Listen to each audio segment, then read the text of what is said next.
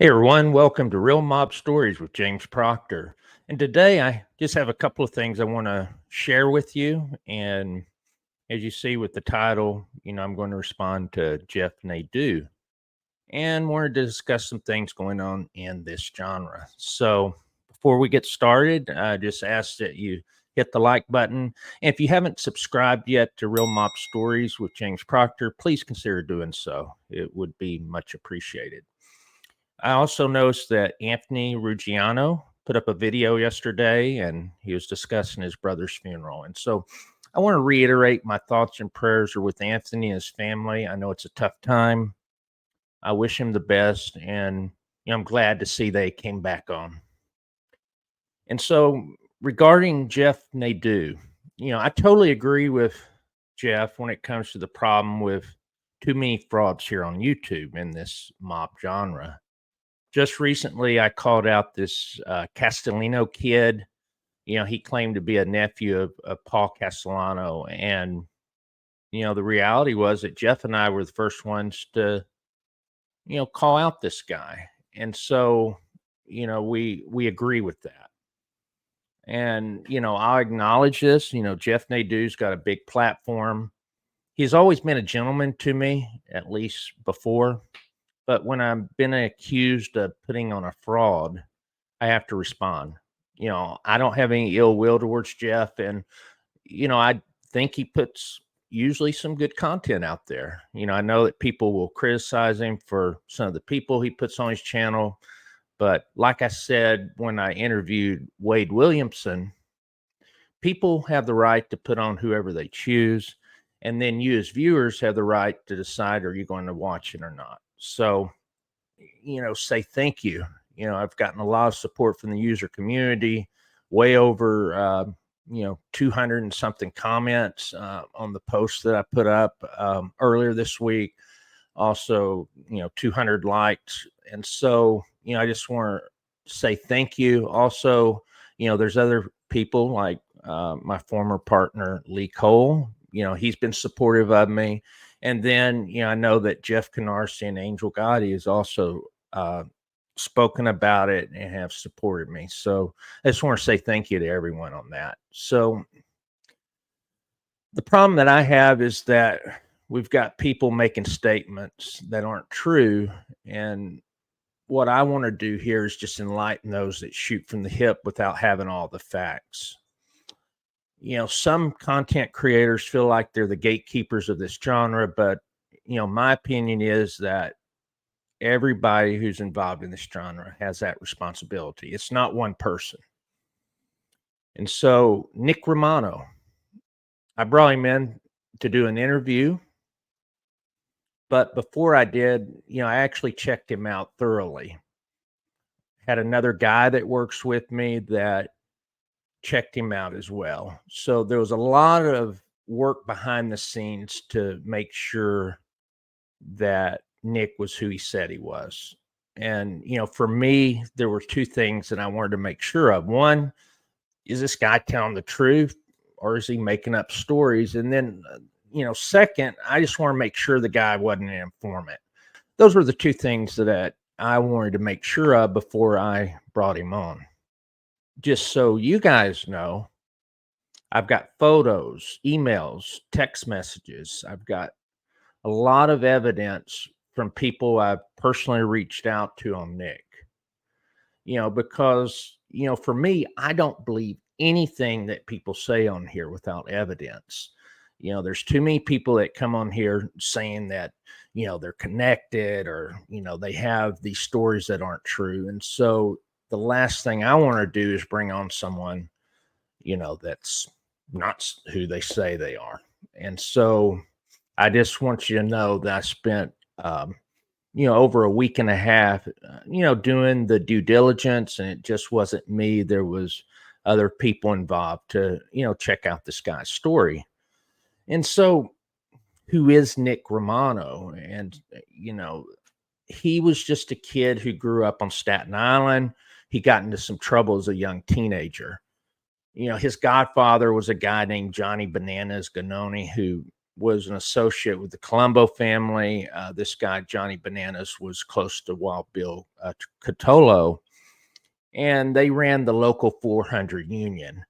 What I do know about Nick is his father and uncle were somewhat connected, and the big story that Nick has is that he ended up stealing items from the home of a Gambino associate that was around Dom Borgese. I've actually seen messages from the son of this Gambino associate that's confirmed the story. I've got photos that collaborate the story.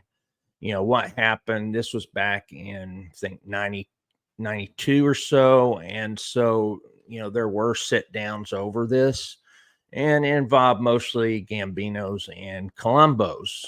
The person that Nick's family was closest to, unfortunately, was in jail at the time. Jerry Lang was someone that was reached out to, and obviously, with him in jail, in prison, he couldn't do anything. But what they did was they referred to a certain Colombo to work with. I'm not going to share this guy's name because the guy is on probation, made God, but this particular guy was known for being involved with some of the Italian gangs and farm teams. And so it was someone that, could work this situation. And, it wasn't even a one-time situation. It was a couple of months of back and forth with, with the families. But at the end of the day, you had a 13-year-old kid that was stealing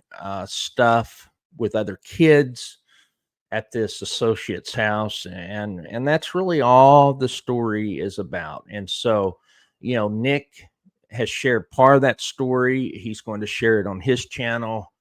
um that's was with when he was a kid. So what I also know is, he got in some trouble from time to time, and he left New York. He left Staten Island when he was 20 or so. Nick never claimed to be a made guy. He was never an associate of any crime family. He was friends with some of the new Springville boys. And that was really the reason I had him on. I wanted to have him share some of those stories that he had. And Nick was part of more of a smaller group of younger teens that would hang out with the new Springville boys. But Nick himself was never part of the new Springville boys. There are new Springville boys that know him. I've reached out. I do have that evidence.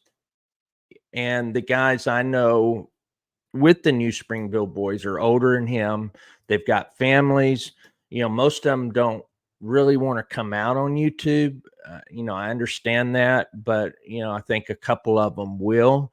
And I'm leaving that up to Nick. This isn't my story. Only thing I'm here to do is just to let people know what I went through to vet this guy. And so the question was posed, why would he even be on YouTube if he wasn't involved? But, why is anybody on YouTube? Jeff Nadeau's never been in the life. And I'll be the first to tell you, I haven't ever been involved in that life. What I have is a bachelor's degree in history. I enjoy history and research. That's why I got into this genre. And so I did my homework with this kid, Romano, and it just seems silly that there's such a fuss about someone that never claimed to be in that life. He's just got some stories about growing up in Staten Island, and the kid has a right to tell his story. Joey Merlino. I didn't like the video that Nick did on Joey Merlino, and I told him that. I also messaged Joey once I found out the video that he had done. My focus was more on verifying Nick was real and that he wasn't a rat. I didn't watch all of his videos, but it was brought to my attention after the interview about a video that he did about Joey Merlino that I cannot condone at all. Joey Merlino has been a gentleman to me. He's been supportive to me. He's been supportive to Lee. And so when I saw that, it bothered me. And so I just wanted to let Joey know that I had no knowledge of that video when I interviewed him. Nick did apologize to me about it, but I told him, you need to reach out to Joey on this, and I'm staying out of it. Frank DiMaggio, I interviewed him, and he was called out as a fraud. So Frank has never said that he was a made guy. I know that he was around Ricky. Ricky was his father. I know Ricky was very involved with the Colombo family and the Gallo group. And, I know that Frank did work around some of the De Cavalcante family. I know that to be a fact. But Frank is just telling stories mostly of what he was around and his father. So, Frank's never been one to, make himself more than what he is. He's an author. He was involved with magazines. He was involved in, some of that type of stuff on the street. And, I feel that he was connected, but, more or less a low level guy that was involved in that life. And, he's been out of it for, 20 years or so. And now he's writing books. So, I don't know what the problem is with some people where they want to criticize Frank for that, to call him a fraud, that doesn't make sense, because again, what is he being a fraud of? He's not claiming really anything. And so let's talk about this channel. So I'm grateful for all the support, and understand that this channel is first and foremost about mob history. I do these mob short videos, 60 seconds at a time. I enjoy doing them. I'm not perfect, but what I like doing is putting out content about gangsters that no one else does. And so, for me, that's the part that I enjoy doing. I spend a lot of time on these shorts because, I don't really have any automation. I have to go and find the photos. At least I do have a friend. I have a guy that helps me with that, and also some of the research, but it's a very manual process, and takes a lot of time. And so, I'm putting up content that I like. I'm more into the history, but also realize that people's attention spans aren't as great. And so, I'd love to be putting out, 20-30 minute shows about mob history, but I can't do that all the time because, I just don't think that's what my viewers want. I can do, these smaller videos that are these YouTube shorts, and it works. The other thing is I enjoy doing the interviews. I had the Michael Francis interview.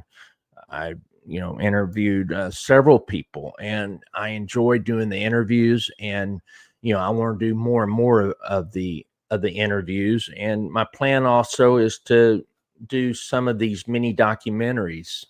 I did one about the Dixie Mafia last year, and that one has continued to get views, even a year later. And so I think there's a way to be able to bring out history without it being boring. And what I've said 100% of the time is I'm not interested in the drama. That's not me. I don't have a problem with channels that choose that direction, but I'm trying to have a channel that's focused on, mob content, mob history. It might not be exciting for some people, and that's fine, but I'm going to do this content that my viewers and subscribers like.